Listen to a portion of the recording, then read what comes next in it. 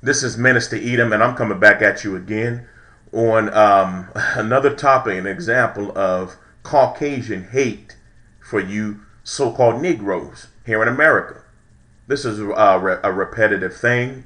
It's an ongoing thing. It will not stop. And black people, you're going to have to learn that you cannot make white people love you. You want to come and be around so-called white people. You want to bombard them. You know, live where they live, go to school where they go to school. And some of it's for because some of the neighborhoods are so bad. And they're such in a bad state. You know, there's a high crime, a lot of dope going on, dope wars, gang violence. And I can understand you wanting to get away. But at least try to go to a neighborhood that's, multicultural, man. Don't put yourself and your kids in an all-white neighborhood because they're going to catch hell. They're going to catch hell because you're trying to run away from the curses that are on our people. And so this is entitled "5 Niggers a Day." Oregon high school students release racist Snapchats directed at their principal. And their principal is a so-called African American, and it's just, this is an example of that. You cannot, once again, you cannot make a people who have a history of violence and terrorism against you love you. It's not going to work. And this is Tom Lavelle. Exactly the type of negative behavior that we've been trying to stop. It won't be tolerated. There will be severe consequences for this. Adding to the already heightened racial tensions, the Oregon City School District had to once again deal with the fallout from racist actions by students. Just before Christmas, 2 Oregon City high school students recorded a Snapchat video of themselves making vile remarks at their principal, Tom Lavelle. The students called him a nigger and said that Lavelle arranges 5 niggers a day coming into the school at OCHS. And I'm gonna play this video and show you. Hey, what about niggers? Tom Lovell's a fucking nigger, ranches 5 niggers a day coming into the school at OCHS. Fuck off! What do you think about that, chicken? Fuck your tranny bathroom, bitch! And this is the type of rhetoric and backstabbing that goes on behind you Negroes' back when they're done smiling in your faces. That's why I learned a long time ago, never trust a white man. Never trust his handshake. Don't trust nothing about them. This is the stuff they'll do, man. They'll smile in your face, hug you, and kill you in the same day.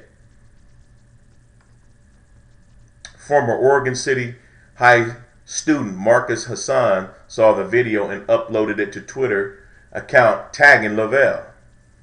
It made me feel kind of sick because no one should be using the N-word, Hassan told. KATU. When I saw the video, I just felt like I needed to post it because all the racist stuff that had been going on around in Oregon City. And I don't think like everybody really knows what the word means and why they shouldn't be saying that. Principal Lavelle responded on Twitter later that day saying exactly the type of negative behavior that we've been trying to stop. It won't be tolerated. There will be severe consequences. And that's, once again, you cannot make white people love you. It's not going to happen. They were created to be our enemy, and they've always been our enemy, and they've shown nothing. But hey, you might have instances where you can play basketball, football, and this, and that. But as long as you're winning, and as long as you're on a football team, it's cool.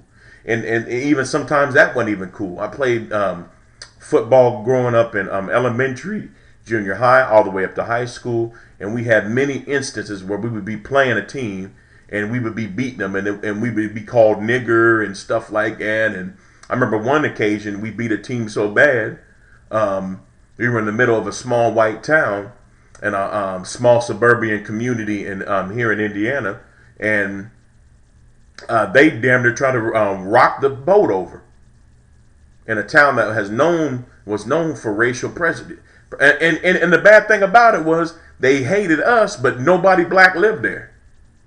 Nobody black really ever even came through there besides to play football. So how in the hell were we on your mind 24/7?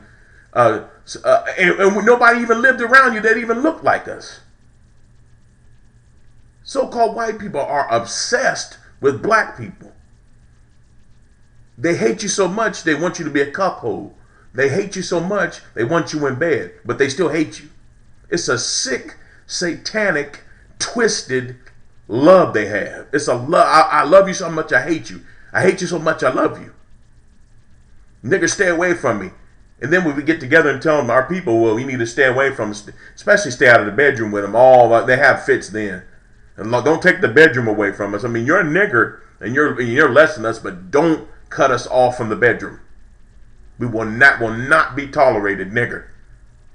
The school district released this statement addressing the matter involving the students who made the video insulting Principal Lavelle.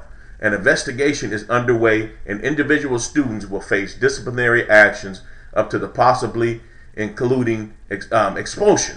School administrators will also work with the students involved to make this situation a teachable moment and assist them in efforts to repair the pain caused by their actions. And the best solution is just stay away from them. If you got to go to work, they own most of the business, etc., etc. We know this. They're in power right now. The Lord's coming to change that. We're going to be in power soon enough. But until then, go to work, mind your own business, stay the hell out of the bedroom, which I know you niggas ain't going to do because you're too much of a coward and you have no self-discipline. You're just a bunch of monkeys that just regurgitate what's on TV. That's all you do. You don't have enough self-discipline and enough courage to stay away from them. Go to work, take your ass home, make love to your black wife, make some Israelite children, and stay the hell away from them. And those who know what's going on will do that. Those who don't and don't give a damn, you can't sit and sleep with white folks and have a minute out of your bed and then talk about racism. And you're going to fight. No, you're not. You're not going to fight for nothing. They're going to tell you the same hook, line, and sinker. We're all one. We don't see color. We're all the same. But yet, you'll look on TV and you're gunned down and it's the same story. Same. It's over and over and over again. And that's the definition of insanity. That's what black people keep doing. We keep falling for the same traps, crying and whining, and then going back to doing what we were used to. That's the definition of insanity. You're insane. Too much slave trauma, and you have Stockholm Syndrome. I'm going to read a passage from the scriptures to show you their ancient hatred for us. And they are the nation of Edom, according to the Bible, the people that the Lord hates.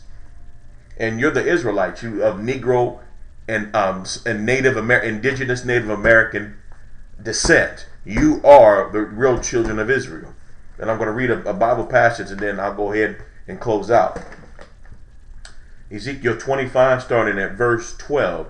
Thus saith the Lord God, because that Edom hath dealt against the house of Judah by taking vengeance, and hath greatly offended and revenged himself upon them. See, they took out their vengeance on us. It's an ancient hatred due to we have what you would call the birthright to the kingdom to come, to the new Jerusalem and Israel. That's really our land. They occupy it right now. But that's where the hate comes. Their forefather sold their birthright to our forefather Jacob. And let's see. Starting at verse 13. Therefore thus saith the Lord God, I will also stretch out my hand upon Edom, and will cut off man and beast from it, and I will make it desolate from Teman, and they of Dedan shall fall by the sword. And that's the ancient places where they used to dwell, around Mount Seir.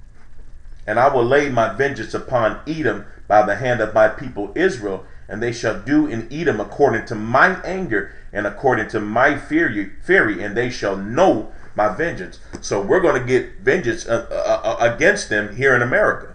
That's why you're seeing our people being shot down in the street, and all of a sudden we take to the streets and start marching and protesting. And a lot of times it becomes a lot really violent and physical, just like some of the stuff that went on in North Carolina and South Carolina.